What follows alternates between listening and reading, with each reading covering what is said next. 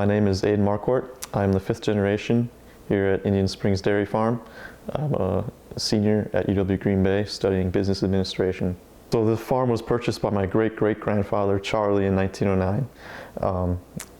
He purchased the original 120 acres and the barns and house for $16,000, and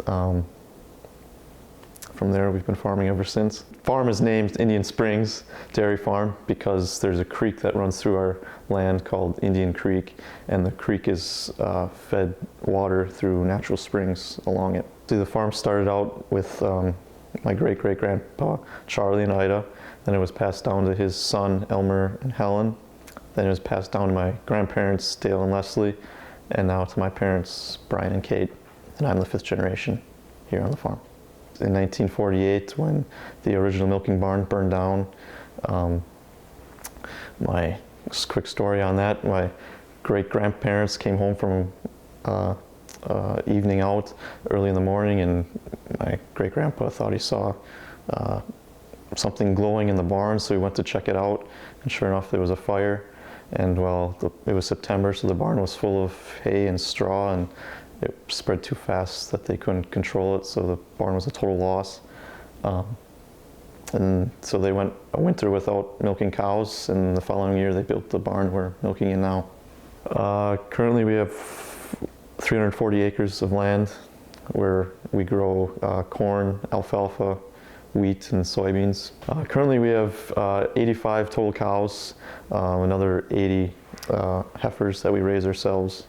So obviously working with cows every day, you learn each one's tendencies, and each one has their own personality, and you get drawn to a few favorite ones, and some of them are tamer and you can pet them, and you know they're more like big dogs at that point. You know, obviously as a small farm too, we're able to keep a closer eye on our herd and know when one's acting weird or strange, or I guess have a closer connection to them than other larger farms have. So for the last 115 years, we've fed and milked and taken care of the cows before. You know, we fed ourselves, and it's nice to see an animal go from, you know, a young calf to a full-grown cow, and how all the work you've put into it has paid off. My favorite thing is probably, you know, tractor driving. It's most fun and easiest, I guess.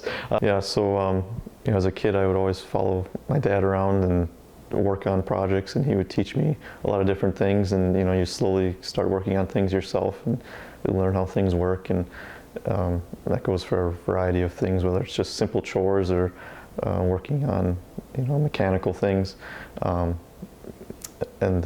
Obviously, as I got older, I learned more about the business aspect of it, and that's part of the reason why I went to college, to learn about those things, because farming is a business and you have to run it like one. So as almost 3 years ago now, we built a new barn to raise our heifers in. We were kind of overcrowded, and we needed somewhere to house our heifers and make feeding easier for them. So we built that to make our farm more efficient. As far as in the future, I don't have any real plans on expanding or you know, growing the herd in any great way. But you're always open to new ideas and buying more land or equipment, or what all else comes in the future, we'll see.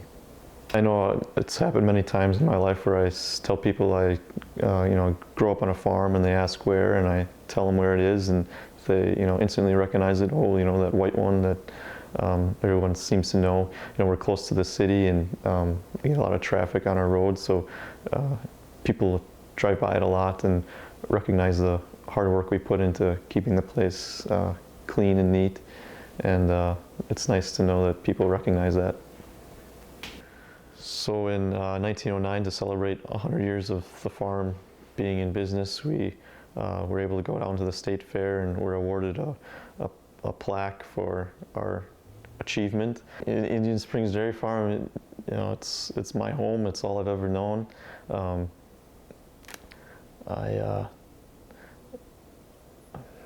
I feel a sense of pride and accomplishment, knowing that that's where I work and where I spend my time. And yeah, so yeah, it's definitely cool to be the fifth generation. Whether it's a farm or any other business, I think it's cool to have something passed down for that many years, or in our case, 115 years now.